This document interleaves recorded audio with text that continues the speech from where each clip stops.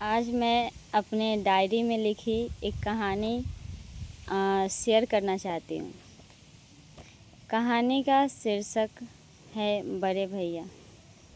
कहते हैं कि जिस प्रकार एक घर में ईंट पत्थरों से जोड़ी जाती है, जिस प्रकार एक घर को ईंट पत्थरों से जोड़ी जाती है, तो बिना पिलर के हम घर नहीं बना सकते हैं। उसी प्रकार एक पिलर है, बिना घर नहीं बन सकता, और पिलर हो भी तो बिना ईंट पत्थरों के भवन नहीं बन सकती। एक प्रेम भरा रिश्ता जो कभी ख़त्म ना होने वाला धागा है, यह कभी अमीर और गरीब के दरमियाँ पिसने वाली एहसास नहीं है। यह कहानी एक ऐसे घर या कहे कि झोपड़ी में रहने वाले दो भाई बहनों की कहानी है जो सारी दुनिया के धन दौलत से परे हैं। अब कहानी शुरू होती है। एक गांव में राजा नाम का युवा व्यक्ति रहता था। उसके पास एक बहन थी। दोनों के बीच बहुत अच्छा रिश्ता था। हर साल रक्षाबंधन में गीतू के बड़े भैया राखी बंधवाने घर आ जाया करते थे, पर इस बार न जाने क्या हुआ कि वो घर नहीं आए। और आप सभी को पता ही है कि हमारे भारत देश में रक्षाबंधन कितना महत्वपूर्ण है। तो गीतू, माँ इस बार भैया नहीं आए, जाने क्या बात हो गई, हर साल तो आ जाया करते थे। माँ, अरे पगली, आता ही होगा, वह कभी भला अपनी बहन से दूर जा सकता है। गीतू, तो फिर अब तक आए क्यों नहीं? सारी बहनें अपने भाई की कलाई पर राखी बांध दी, पर मेरे भैया अब तक नहीं आए।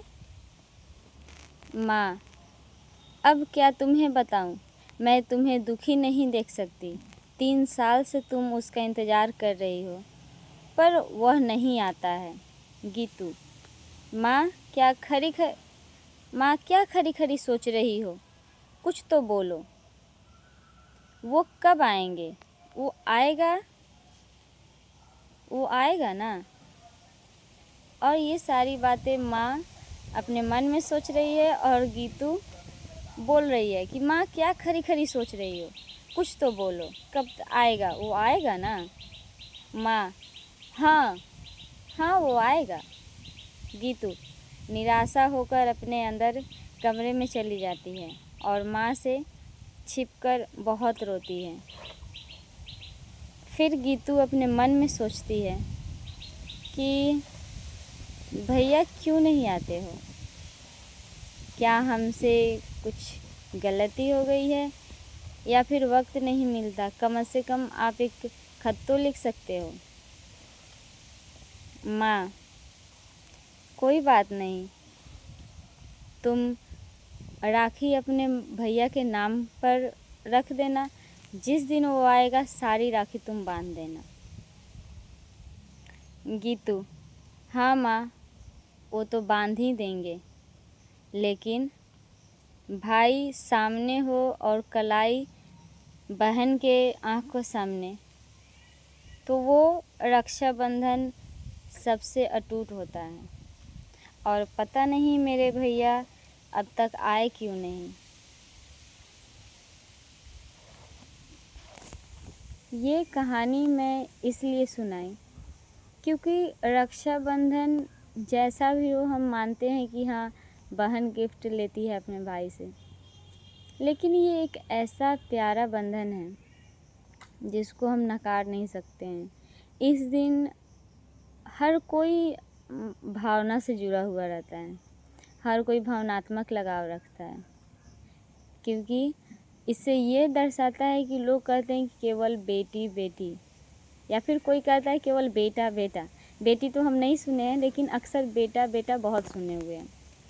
तो मैं इससे यही बताना चाहती हूँ कि जिस घर में यदि केवल भाई हैं तो वो बहन की इच्छा ज़रूर रखते हैं, क्योंकि एक भाई को सबसे ज़्यादा उदासी कब होती है?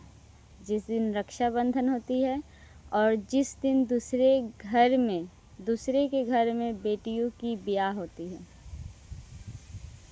और ये एक भाई की भावना है, एक बहन की भावना है एक भाई के लिए कि वो 3 साल हो गए और ये रक्षाबंधन है।